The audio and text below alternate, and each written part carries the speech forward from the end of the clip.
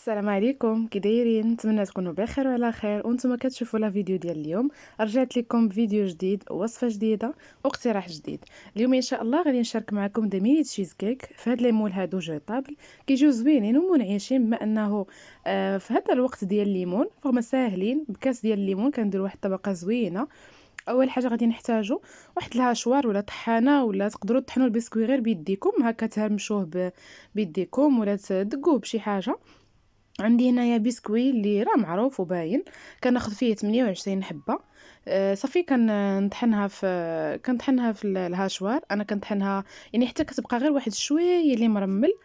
وبالنسبه يعني شنو الخليط اللي كنزيد عليها الزبده. كاين اللي كيدير عليها الحليب، كاين اللي كيجمعها بدانون. كل واحد وكيبقى ليه الاختيار ديالو وشنو كيفضل. انا هنايا كانت عندي متوفره الزبده، فدرت الزبده. يعني كون كان عندي الحليب او دانون كنستعملو. صافي هنايا من بعد ما طحنت الكميه كامله ديال 28 حبه، شديت شويه ديال الزبده مذوباها.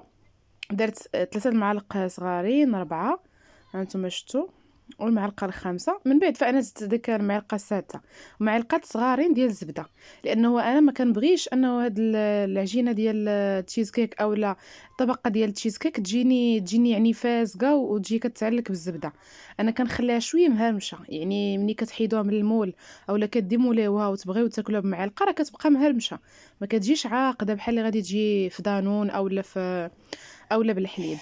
بالنسبه لهذيك ديال اللي كتجي فيها عاقده، هي الا كنت غندير فيهم الكريمه ديال الكريم فريش ولا الكريمه ديال الخفق. صافي هنايا كنديرها فواحد البول اللي غادي نخدم فيه، وكنخليها على جنب. بيد ما وجدت هذوك ليمون اللي قديتهم وصفتهم، غادي نوجدها فيهم ان شاء الله باذن الله. انا استعملت هاد ليمون هادو كيف ما قلت لكم جوطابل، فيهم تقريبا في العلو جوج ديال الاصابع هكا راهم باينين. ما يكونوش عاوتاني حادرين بزاف باش ملي تبغيو ديروا باقي الطبقات ما يجيوش فايضين. انا هادو جاو يعني قد ما جاوش فايض عليهم الخليط.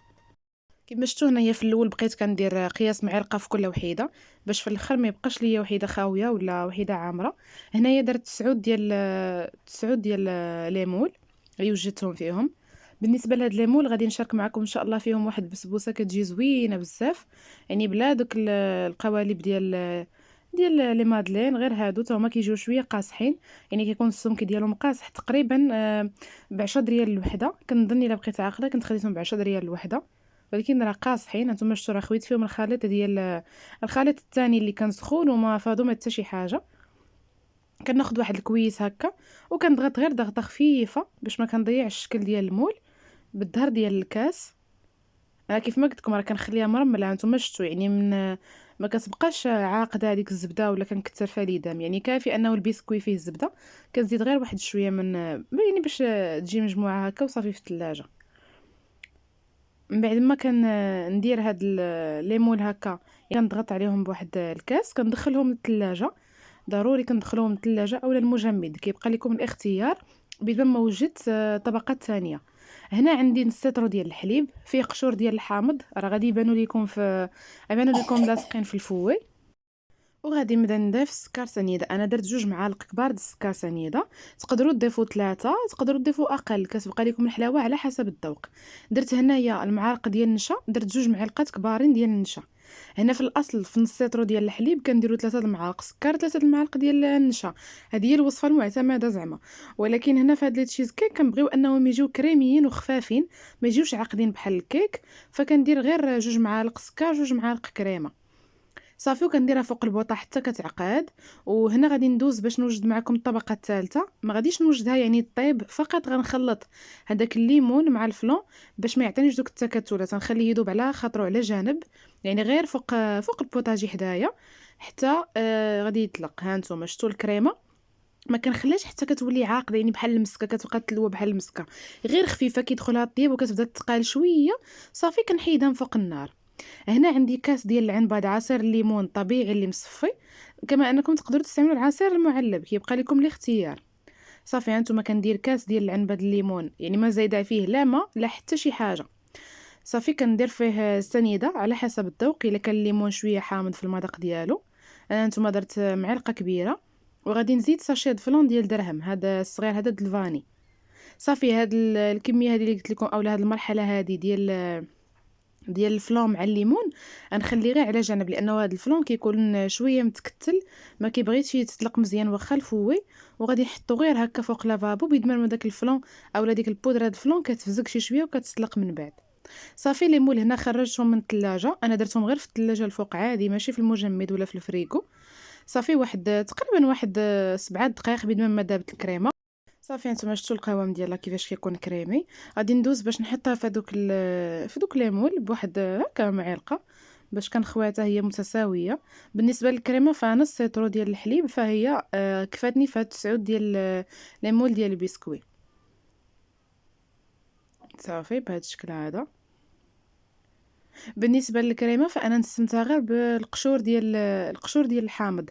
كانت عندكم الفاني ديروها، كان عندكم الليمون تبغيو ديروا القشور ديالو يعني ديروهم. انا ما كانش عندي الصراحه، انا يعني نسيت ما ديك الليمونه اللي عصرت هي اللي ندير القشور ديالها، فصافي درت غير العصير ديالها واستعنت بالقشور ديال الحامض. كان بامكانكم حتى في الكريمه، يعني الا كان عندكم الوقت هكا وبقى لكم شويه د البسكوي غادي تخليو الكريمه حتى تعقد وتولي سخونه، وغتزيدوا عليها واحد 3 د الحبات، غير 3 د الحبات ديال البسكوي. ما كيطلقوا يعني كيلصقوا في هذيك يعني في السخونيه وكيولي فيهم واحد المذاق زوين. يعني في عوض ما ديروا النكهه ديال البسكوي في الكريمه كتولي غير البسكوي طبيعي كتلوحوا تما 3 د الحبات في ديك السخونيه فهما كيذوبوا. صافي هنايا كنقرب على انني وصافي هنايا كنبدا كما قلت لكم كنوزع هذيك الكريمه في الجوانب ديال المول. بالنسبه لهنايا فكانت هذه الصينيه شويه مهزوزه من الجوانب وهابطه من الوسط، يعني ما جاتش الكريمه مقاده، يعني جايه مايله شي شويه. غير بالنسبه هي ماشي مشكل، ولكن ملي غنبغي ندير الخليط الفوقاني ديال العصير الليمون والفلون كتبان جهه طالعه وجهه هابطه. يعني من الاحسن انكم تحطوهم فوق البوطاجي هكا اللي كيكون مسرح وفي واحد السطح اللي مستوي، عاد ديروهم ديك الساعات في الصينيه اللي كتكون يعني كيف ما بغات تكون. صافي هذاك الخليط ديال عصير الليمون والفلون من بعد ما يعني شدات راسها في ديك الكريمه كنديرو فوق البوطه حتى كتجي طالعه فيه الغليه وكنطفي عليه. في هذا الاثناء كبوه بالزربه هكا فوق الخليط الثاني، لانه كيعقد دغيا. راكم عارفين حيت كميه قليله ديال الليمون ماشي نص سيترو ولا شي حاجه، فراه غير كاس ديال العنبه مع ساشيه كامله ديال الفلون يعني دغيا كتعقد. صافي كنوزعوا بهذا الشكل هذا وكندخلوهم الثلاجه حتى كيبردوا تماما واحد 3 السويعات، وكتقدموهم ديك الساعه بالصحه والراحه. في التزيين كيبقى لكم الاختيار ان هاد الحبات زينتهم بداك العقيق الصالح للاكل هكا كيكون في الالوان. كما ممكن انكم تخليهم هكاك طبيعيين، انا شي حبات راه خليتهم هكاك، واللي بغى ياكل ديك الساعات راه كيزينهم بلا صوص كراميل اللي هي هذه كنستعملها بزاف هكا في التحليات كتجي زوينه. ان شاء الله يكون عجبكم الفيديو ديال اليوم والاقتراح ديالهم، فهو كان ساهل وبسيط. نتمنى نتلاقاكم ان شاء الله في فيديو جديد ووصفه جديده باذن الله، وبسلام عليكم.